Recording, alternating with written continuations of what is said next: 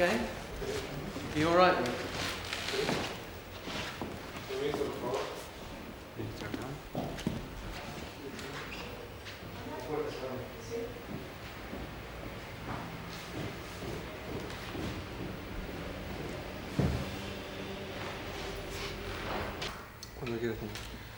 Bueno, la primera pregunta, en su condición tanto de ministro de Defensa como cuando fue comandante en jefe durante el periodo de negociación para la salida democrática, ¿por qué apoya usted el voto amarillo y qué importancia tiene este para los militares?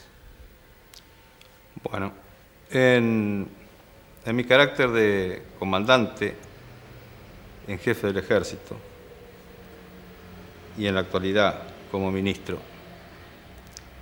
se dieron en el país una serie de circunstancias que me llevan, atendiendo a antecedentes, a lógica y a sentimientos, a defender el voto amarillo por diversas razones.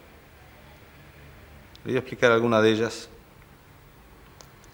y tal vez así se pueda redondear esta pregunta que es tremendamente amplia, ¿no? Como comandante en jefe, impulsé la ley de caducidad, ley que lleva a las Fuerzas Armadas a un estado de tranquilidad, una vez que es aprobada en el Parlamento, un estado de tranquilidad que era muy necesario para las mismas, para superar los inconvenientes surgidos a raíz de una serie de diatribas, enfrentamientos, momentos muy difíciles vividos por las propias Fuerzas Armadas. El hecho de que no se respetase un pedido formulado, creo que fue el 1 de diciembre del 85, el 86, el presidente dio lectura a una carta que le hicimos los comandantes de las Fuerzas Armadas. En esa carta nosotros hablamos claramente de nuestras intenciones, de nuestro deseo de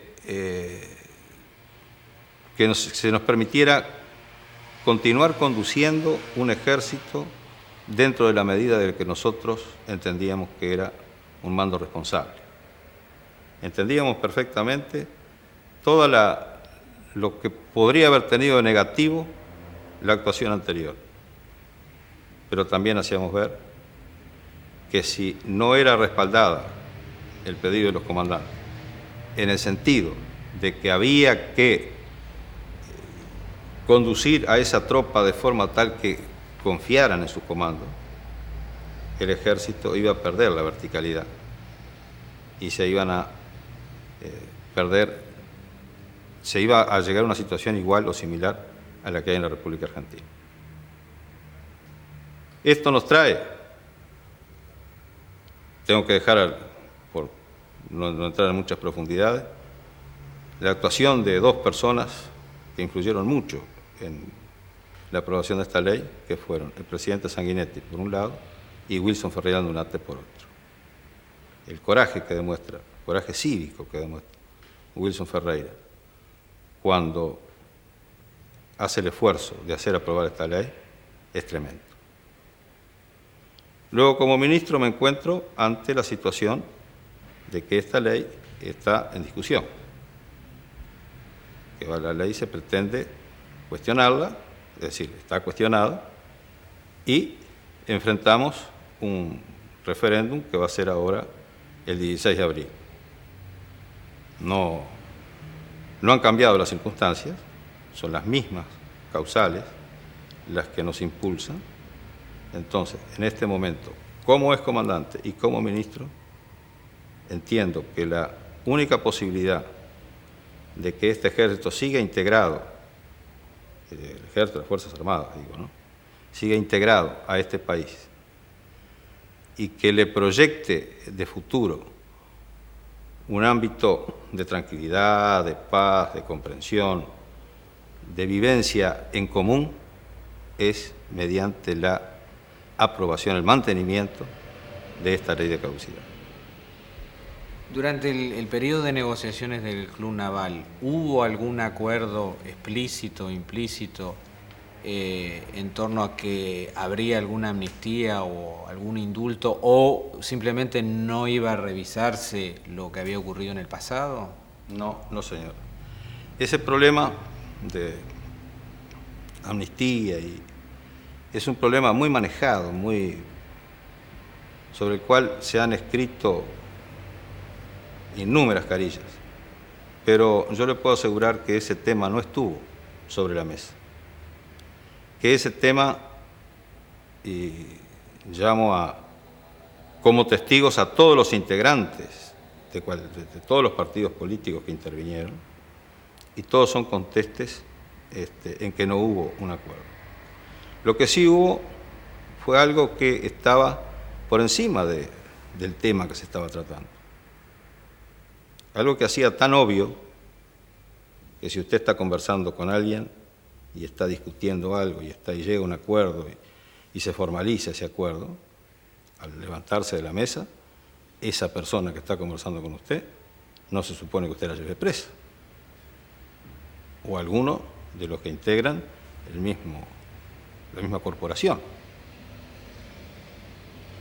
Y hay un poco el convencimiento que tomamos nosotros de esa realidad, que después fue no desvirtuada por el gobierno ni por una serie de partidos, pero sí otro partido u otros partidos no lo reconocieron. Muy bien. Desde que está planteada toda esta discusión en torno a la ley de caducidad y quienes promueven, digamos, su dejada sin efecto, el tema central es en torno a lo que fue los temas de las violaciones de derechos humanos, casos de torturas, desapariciones, desapariciones de niños y demás. Entonces, la pregunta que queda es, ¿qué motivo, qué razón esgrimen las Fuerzas Armadas para no comparecer, digamos, ante los tribunales, o ni siquiera para hacer los descargos, digamos? El problema de las desapariciones, las Fuerzas Armadas entienden que sus integrantes no tienen responsabilidad, porque en el país no hay ningún desaparecido. Se ha hablado de los posibles funcionamientos en conjunto con casos argentinos, por ejemplo. Puede ser, pero fue en otro país, fue fuera de nuestro territorio. Las otras cosas, las otras acusaciones que se hacen de apremios, de torturas, está todo inscrito en el mismo cuadro de violencia que genera un enfrentamiento armado. Esa gente que estuvo participando de esos eventuales actos no estuvo por voluntad propia. Estuvo en razón de su función y en razón de haber sido designado para hacerlo. Si en un momento un jefe le da la orden de que vaya y que proceda a hacer X cosa, ese jefe es el responsable. Y el jefe de ese jefe es el responsable. No el ejecutante, no el hombre que tuvo la obligación, vamos a decir, de realizar esa acción. Por eso se entiende que los mandos son los responsables. Eso lo dijimos en esa carta también. Lo han dicho muchos comandantes en jefe con anterioridad. Nosotros no ignoramos los cargos que hubieron. Lo que decimos sí es que para mantener la verticalidad y la confianza del subalterno en sus mandos, el único responsable es el comandante. No es una responsabilidad individual de cada uno. Individual. Ahí está. ¿En qué clima están siguiendo en este momento las Fuerzas Armadas, oficiales y tropas, el desarrollo de la campaña? ¿Hay intranquilidad, hay preocupación o...? No, en este momento la campaña se sigue con un estado de calma, hay cierta expectativa lógica por el resultado final, pero hay tranquilidad y eso es muy positivo porque revela una confianza en quienes mandan. El esfuerzo que nosotros estamos haciendo es para que de una buena vez se termine con una votación masiva, favorable a nuestros intereses, a los intereses de las Fuerzas Armadas, se decrete el mantenimiento de la ley. Por otra parte, hay que pensar que en el supuesto de que sea derrotada la posición de las Fuerzas Armadas, la posición del paz que busca el país, ese efecto no obligaría a una revisión, porque la ley sería derogada y no anulada. Entonces debemos tener presente eso para aumentar la confianza y la tranquilidad de nuestra gente. Porque pensamos que, por el contrario, lo que se va a deteriorar va a ser todo el trabajo realizado hasta este momento en pro de la integración, de la convivencia de ejército, Fuerzas Armadas y pueblo. Eso caería de un solo golpe, en el supuesto que fuera que la ley fuera dejada sin efecto. La confianza de la gente en su pueblo se vería muy resentida, porque verían que la mayoría de su pueblo lo quiere ver preso o lo quiere ver desintegrado. No hay que olvidar que esta iniciativa de este plebiscito, de este referéndum, pertenece al MLN, Tupamaro, que esa gente busca la destrucción de las Fuerzas Armadas, la anulación de las Fuerzas Armadas. ¿Usted sostiene que el MLN es el dueño de la iniciativa? Sí. Porque digo, los familiares y esos también se adjudican la... No. La comisión pro referendo surge después.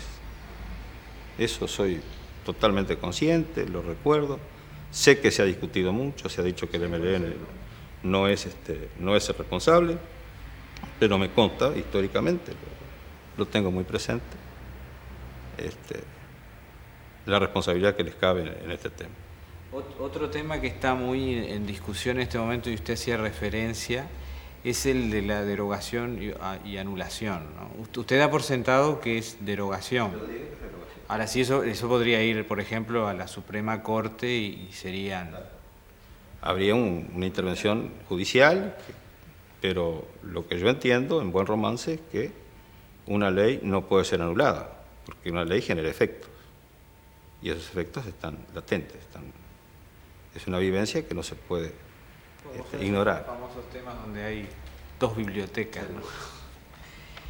Ayer justo entrevistábamos al vicepresidente, al doctor Tarigo, sobre este mismo tema, y él decía que en caso de que ganara el voto verde había la posibilidad de una desobediencia colectiva, lo cual volvería al caso de las citaciones guardadas en el cofrefor, aquella famosa debate que se dio en el momento antes de la aprobación de la ley de caducidad.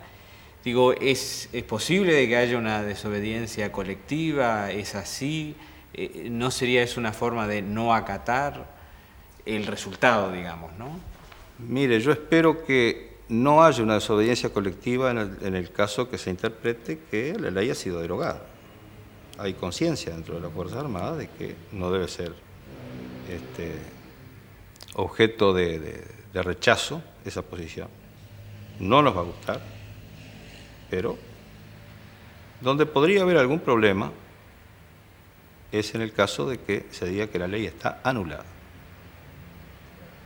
ahí no me atrevo a vaticinar lo que puede suceder. ¿Y usted personalmente cómo se ubicaría en esa situación? ¿Usted me permite que me reserve la opinión? Cut a minute. It's getting very, very hot because of the sun on the back there. Ha causado cierto impacto en la prensa extranjera aquella polémica declaración suya hecha creo que a fines de año, de que la gente que estaba detrás del voto verde, en aquel momento detrás de la recolección de firmas, era insana. No sé si recuerda la declaración. ¿Por qué lo dijo? ¿Qué era lo que quería decir con eso? Mire, es la primera vez que me preguntan el por qué lo dije. Hay una causal muy personal. Fue un momento en que no me controlé, no me autocontrolé. Pocos días antes, cuando el caceroleo que hubo acá en Montevideo, frente a mi casa se reunió una cantidad de gente considerable. Gritaron, insultaron,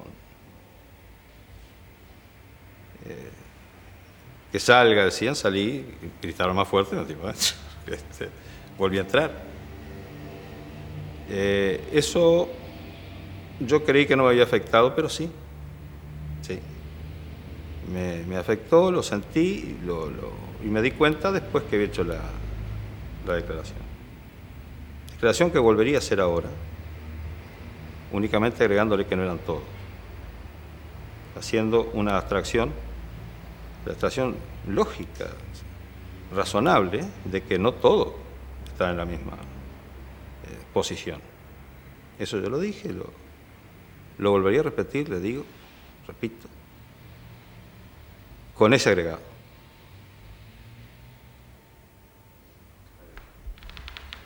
Hoy en la primera pregunta usted le daba mucha importancia a la vinculación del resultado del referéndum con la tranquilidad de las Fuerzas Armadas. El triunfo del voto amarillo garantiza, digamos, un periodo de tranquilidad donde no habría una espiral de nuevas demandas o distintos reclamos de tipo militar. La contestación se la dan los hechos. Hace 2 años que estamos viviendo bajo el régimen de la ley de caducidad. Las Fuerzas Armadas han cumplido estrictamente con su misión, estrictamente con los cometidos, han obedecido todas y cada una de las órdenes impartidas por el Poder Ejecutivo, han hecho de su profesión su tarea, de la colaboración con el pueblo su tarea secundaria, pero le han dado mucha importancia y han colaborado en innúmeras cosas, desde la construcción y pintura y mejoramiento de escuelas, ahora últimamente en el caso del apoyo por la sequía. Hay hombres que están trabajando en la línea Durazno-Trinidad, una línea de ferrocarril que hacía mucho tiempo que no se usaba, para darle agua a Trinidad. Hay personal de ingenieros trabajando desde mucho tiempo atrás, en coordinación con las intendencias municipales, haciendo carreteras. Ahora están trabajando en afloramiento de agua. Bueno, se puede contar por miles las misiones cumplidas en apoyo a la comunidad. El Ejército ha hecho un culto de que esa tarea debe ser bien cumplida y que es una misión a cumplir con total prioridad en tiempo de paz. Otra cosa, hay 100 hombres trabajando en la fortaleza de Santa Teresa, limpiando. Bueno, usted me dirá, eso es es de ustedes, así que no es nuestro. Nosotros estamos cuidando eso y mejorándolo para que en las épocas de turismo se haga un camping lo más confortable y lo más agradable posible. Y en eso está la gente de nuestro ejército. Yo creo que esas tareas son muy importantes. La tranquilidad de la que yo le hablo es exactamente la que se vivió en estos 2 años. Las Fuerzas Armadas han estado cumpliendo con la misión, no ha habido ni una sospecha, ni un amago, ni un indicio de insubordinación, ni de cosa que se le parezca. Totalmente distinto a otros ejércitos. Eso es lo que se trata de conservar y de preservar con el voto amarillo. La última